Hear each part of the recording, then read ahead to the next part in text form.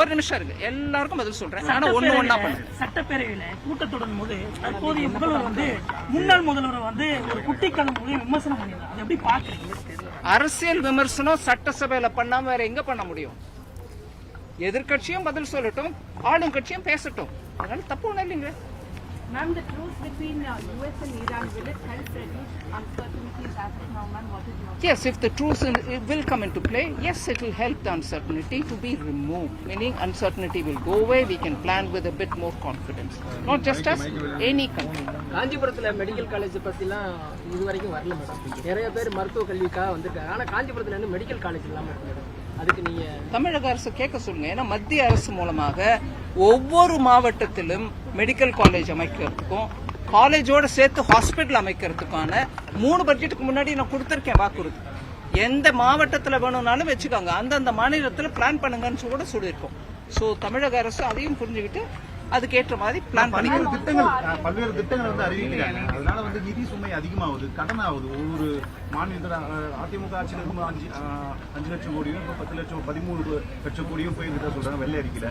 இன்னும் கூடுதலா போக போக நாட்கள் ஆண்டுகள் ஆகும், இன்னும் கூடுதலா நிதி ஆகும். ஒரு நிமிஷங்க.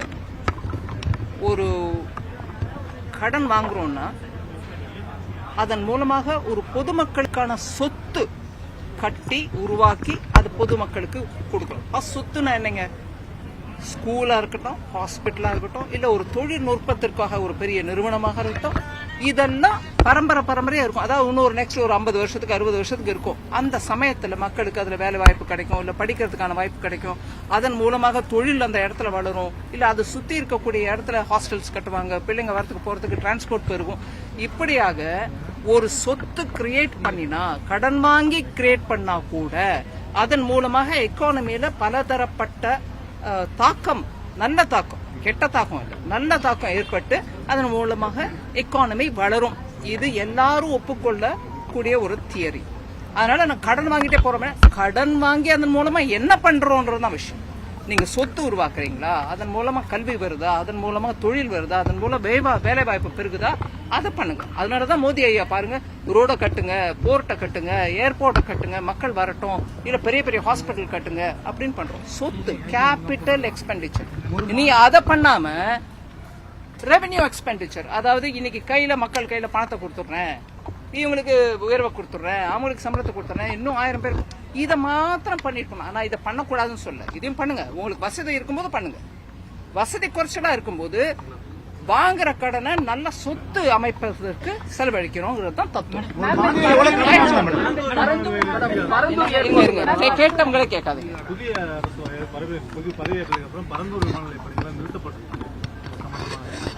அது அந்த விஷயம் எனக்கு ஃபுல்லா புரிஞ்சுக்கணும். யார் எது வேணாங்கிறாங்கன்றத பாத்துக்கணும். ஆனா அமராவதியோட ஆந்திர பிரதேஷோட தலைநகர விஷயத்துல நான் ஒண்ணு சொல்ல விரும்புறேன். அந்த தலைநகரம் அங்கதான் இருக்கும் அப்படின்னு நினைச்சிட்டு ஒரு 2014 இருந்து 19 வரைக்குமான இருந்த அந்த கட்சி, ஆளுமையில இருந்த அந்த கட்சி அதை படுத்தாங்க, நல்லா பில்ட் பண்ணோன்னு. அதுக்கப்புறம் அந்த கட்சி இல்லைங்க அங்க தலைநகர் இருக்காது, நான் வேற எங்கேயோ எடுத்துட்டு போறேன் அப்படின்னு சொன்னாங்க. இது 19 இருந்து 24 வரைக்கும். அதனால நிலப்பாட்டில் வந்துருச்சு, அப்படியே அது நிலுவையில் வந்துருச்சு. அதுக்கப்புறம் 24 இருந்து ஆரம்பிச்சு இப்ப திருப்பி இல்லைங்க அங்கதான் அமராவதியில தான் எங்க கேபிட்டல். அது அவங்க அது முடியல. சோ இப்போ அப்படியாக அந்த அமராவதி மாத்திரம் அப்போலேருந்தே கட்டி இருந்தா நடந்திருக்கலாம். ஆனா நடுவில் அரசியல் காரணமா அது நிறுத்தப்பட்டது. அந்த மாதிரி எந்த விஷயத்திலையும் கூட எல்லா கட்சிகளும் சேர்ந்து ஒரு பொறுப்போட ஒரு டிசிஷன் எடுத்தாங்கன்னா அதை நம்ம எடுத்துட்டு போகணும். இந்த விஷயத்த முழுமையா விஷயம் தெரியாது, விவரம் தெரியாது. அதனால நான் காமெண்ட் பண்ணேன். புதுச்சேரி